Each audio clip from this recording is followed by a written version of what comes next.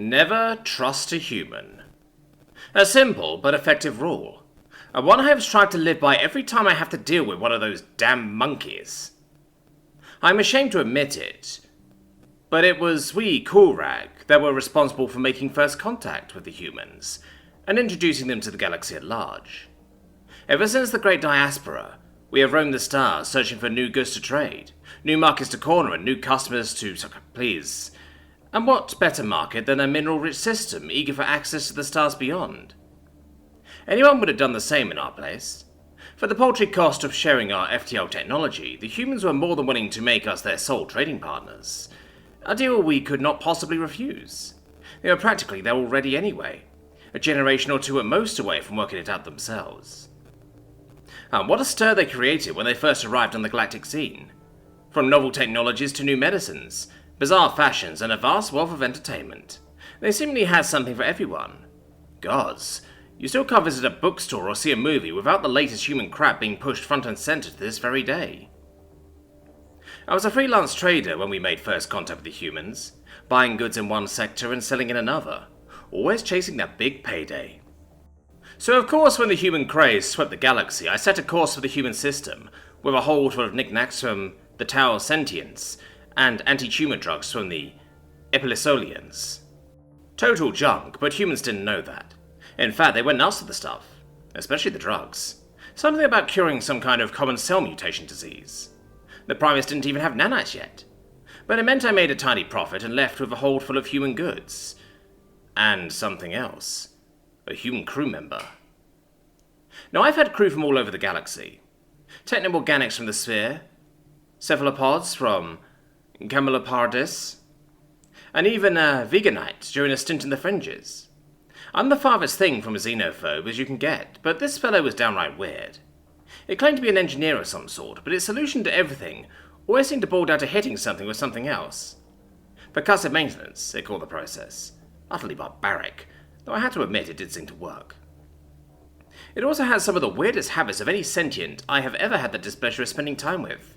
The most annoying? It called itself a hugger, meaning it seemed determined to drape its gangly arms over every other sentient aboard, every chance it had.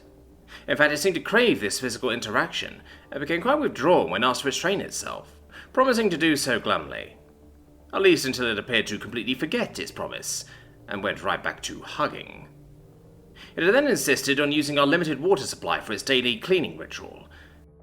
And not just a simple wiping or moistening like you might expect from a lorite or a sorok, but a full-body immersion in water, complete with cleaning chemicals to strip the dirt and oils from its body.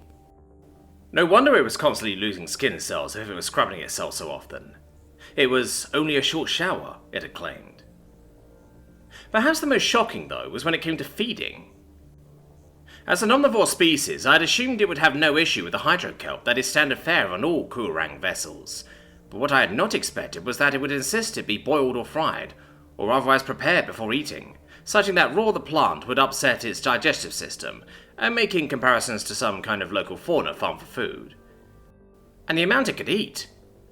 It insisted it was a light eater, but I swear I have seen beasts 10 times its size that ate less.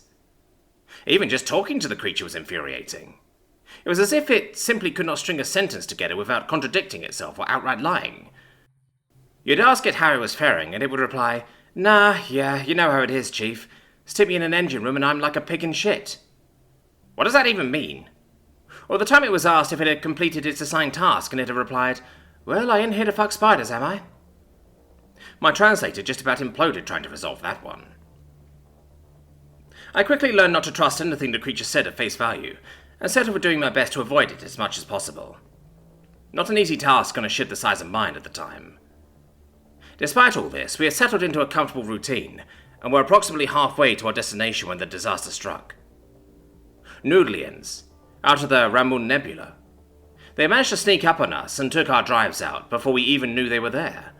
I knew right away we were doomed.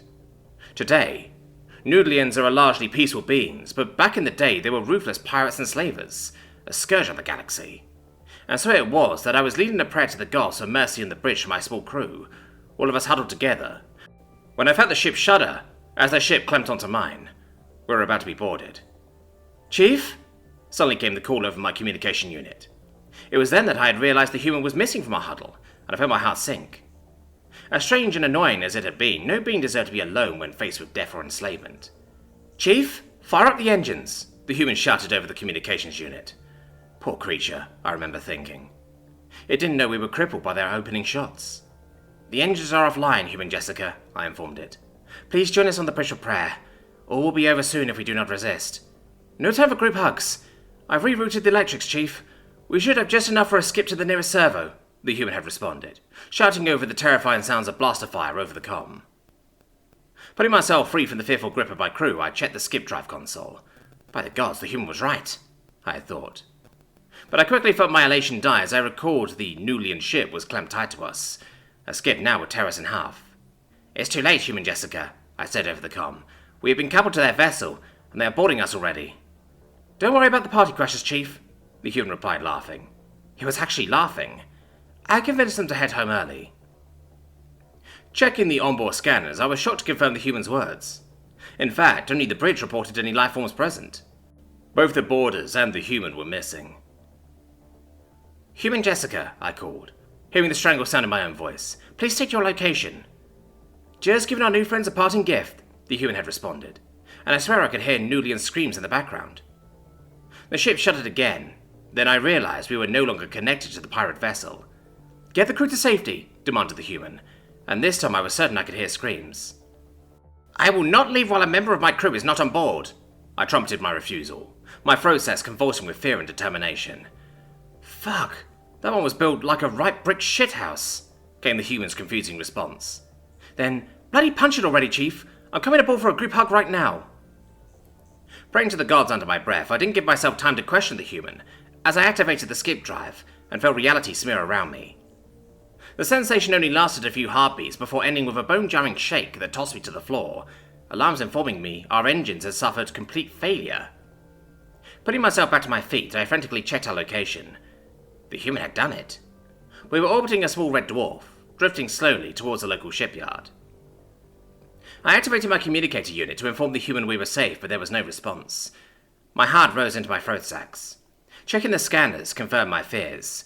The human had never made it back on board. She hadn't even tried to. Once again she had lied to me. Angrily, I wiped away the tears prickling my eyes, and contacted the shipyard to request aid. Never trust a human. A simple but effective rule.